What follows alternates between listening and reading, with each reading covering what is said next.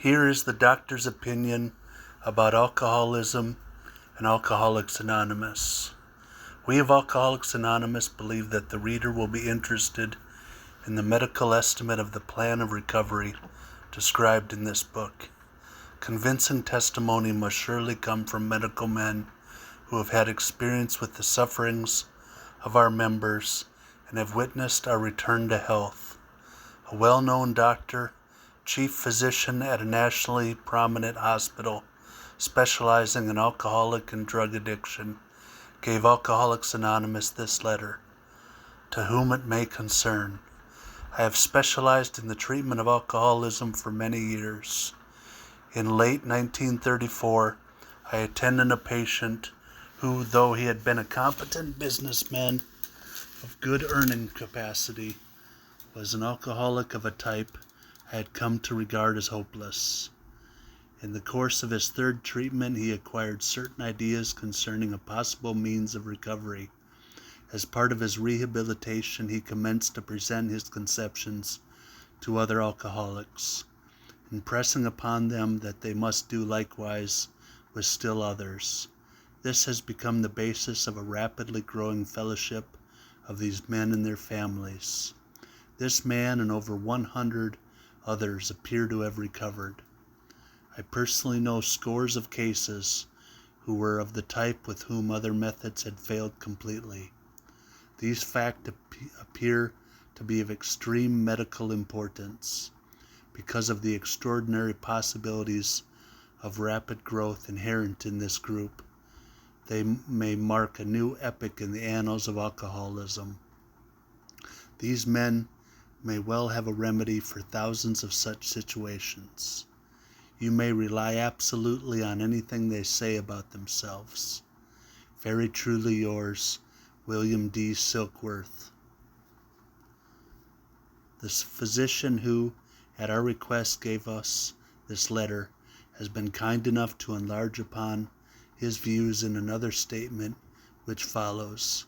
In this statement he confirms what we who have suffered alcoholic torture must believe, that the body of the alcoholic is quite as abnormal as his mind. It did not satisfy us to be told that we could not control our drinking just because we were maladjusted to life, that we were in full flight from reality, or were outright mental defectives. These things were true to some extent, in fact to a considerable extent with some of us, but we are sure that our bodies were sickened as well. In our belief, any picture of the alcoholic which leaves out this physical factor is incomplete.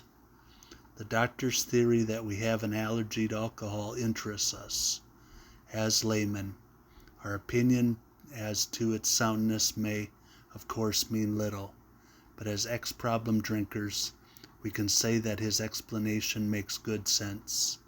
It explains many things for which we cannot otherwise account. Though we work out our solutions on the spiritual as well as the altruistic plane, we favor hospitalization for the alcoholic who is very jittery or befogged. More often than not, it is imperative that a man's brain be cleared before he is approached, as he has then a better chance of understanding and accepting what we have to offer. The doctor writes, "The subject presented in this book seems to be of paramount importance to those afflicted with alcoholic addiction. I say this after many years' experience as medical director of one of the oldest hospitals in the country treating alcoholic and drug addiction. There was, therefore, a sense of real satisfaction when I was asked to contribute a few words on a subject which is covered in such masterly detail in these pages. We doctors have realized for a long time that some form of moral psychology was of urgent importance to alcoholics, but its application presented difficulties beyond our conception. What with our ultra-modern standards, our scientific approach to everything, we are perhaps not well equipped to apply the powers of good that lie outside our synthetic knowledge. Many years ago, one of the leading contributors to this book came under our care in this hospital, and while here he acquired some ideas which he put into practical application at once. Later, he requested the privilege of being allowed to tell his story to other patients here, and with some misgiving we consented. The cases we have followed through have been most interesting. In fact, many of them are amazing. The unselfishness of these men, as we have come to know them, the entire absence of profit motive, and their community spirit is indeed inspiring to one who has labored long and wearily in this alcoholic field. They believe in themselves and still more in the power which pulls chronic alcoholics back from the gates of death. Of course, an alcoholic ought to be freed from his physical craving for liquor, and this often requires a definite hospital procedure before psychological measures can be of maximum benefit. We believe, and so suggested a few years ago, that the action of alcohol on the chronic alcoholics is a manifestation of an allergy, that the phenomenon of craving is limited to this class and never occurs in the average temperate drinker. These alcohol allergic types can never safely use alcohol in any form at all, and once having formed the habit, found they cannot break it.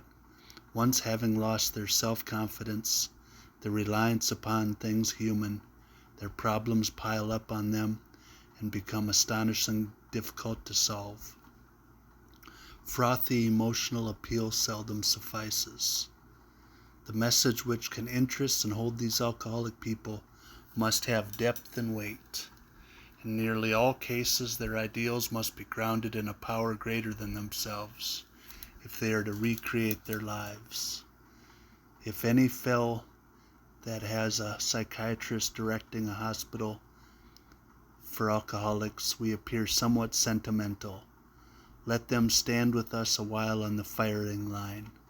See the tragedies, the despairing wives, the little children. Let the solving of these problems become a part of their daily work, even of their sleeping moments. And the most cynical will not wonder that we have accepted and encouraged this movement. We feel after many years of experience that we have found nothing which has contributed more to the rehabilitation of these men than the altruistic movement now growing up among them. Men and women drink essentially because they like the effect produced by alcohol. The sensation is so elusive that though while they admit it is injurious, they cannot after a time differentiate the true from the false. To them, their alcoholic life seems the only normal one. They are restless, irritable, and discontented unless they can again experience the sense of ease and comfort which comes at once by taking a few drinks, which they see others taking with impunity. After they have succumbed to the desire again, as so many do, and the phenomenon of craving develops, they pass through the well-known stages of a spree, emerging remorseful, with a firm resolution not to drink again. This is repeated over and over, and unless this person can experience an entire psychic change, there is very little hope of his recovery. On the other hand, as strange as this may seem to those who do not understand, once a psychic change has occurred, the very same person who seemed doomed, who had so many problems he despaired of ever solving them, suddenly finds himself easily able to control his desire for alcohol, the only effort necessary being that required to follow a few simple rules. Men have cried out to me in sincere and despairing appeal, "Doctor, I cannot go on like this. I have everything to live for. I must stop, but I cannot. You must help me." Faced with this problem, if a doctor is honest with himself, he must sometimes feel his own inadequacy. Although he gives all that is in him, it is often not enough. One feels that something more than human power is needed to produce the essential psychic change. Though the aggregate of recoveries resulting from psychiatric effort is considerable, we physicians must admit we have made little impression upon the problem as a whole. Many types do not respond to the ordinary psychological approach. I do not hold with those who believe that alcoholism is entirely a problem of mental control. I have had many men who had, for example, worked a period of months on some problem or business deal with which was to be settled on a certain date, favorably to them. They took a drink a day or so prior to the date, and then the phenomenon of craving at once became paramount to all other interests, so that the important appointment was not met. These men were not drinking to escape. They were drinking to overcome a craving beyond their mental control. There are many situations which arise out of the phenomenon of craving, which cause men to make the supreme sacrifice rather than to continue to fight. The classification of alcoholics seems most difficult and in much detail is outside the scope of this book. There are, of course, the psychopaths who are emotionally unstable. We are all familiar with this type. They are always going on the wagon for keeps. They are over-remorseful and make many resolutions, but never a decision. There is the type of man who is unwilling to admit that he cannot take a drink. He plans various ways of drinking. He changes his brand or his environment. There's the type who always believes that after being entirely free from alcohol for a period of time, he can take a drink without danger. There's the manic depressive type, who is perhaps the least understood by his friends, and about whom a whole chapter could be written. Then there are types entirely normal in every respect except in the effect alcohol has upon them. They are often able, intelligent, friendly people. All these and many others have one symptom in common. They cannot start drinking without developing the phenomenon of craving. This phenomenon, as we have suggested, may be the manifestation of an allergy which differentiates these people and sets them apart as a distinct entity. It has never been, by any treatment with which we are familiar, permanently eradicated. The only relief we have to suggest is entire abstinence. This immediately precipitates us into a seething cauldron of debate.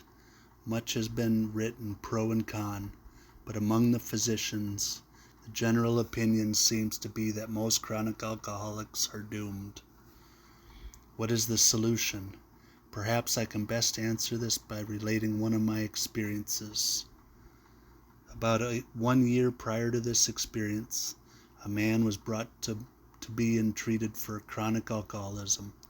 He had but partially recovered from a gastric hemorrhage and seemed to be a case of pathological mental deterioration. He has lost everything worthwhile in life and was only living, one might say, to drink. He frankly admitted and believed for him that there was no hope. Following the elimination of alcohol, there was found to be no permanent brain injury. He accepted the plan outlined in this book. 1 year later he called to see me, and I experienced a very strange sensation. I knew the man by name, partly recognized his features, but there all resemblance ended. From a trembling, despairing, nervous wreck had emerged a man brimming over with self-reliance and contentment. I talked with him for some time, but was not able to bring myself to feel that I had known him before. To me he was a stranger, and so he left me. A long time had passed with no return to alcohol. When I need a mental uplift, I often think of another case brought in by a physician prominent in New York. The patient had made his own diagnosis, and deciding his situation hopeless, had hidden in a deserted barn, determined to die. He was rescued by a searching party, and in desperate condition brought to me. Following his physical rehabilitation, he had a talk with me in which he frankly stated He thought the treatment a waste of effort unless I could assure him, which no one ever had, that in the future he would have the willpower to resist the impulse to drink. His alcoholic problem was so complex and his depression so great that we felt his only hope would be through what we then called moral psychology, and we doubted even if that would have any effect.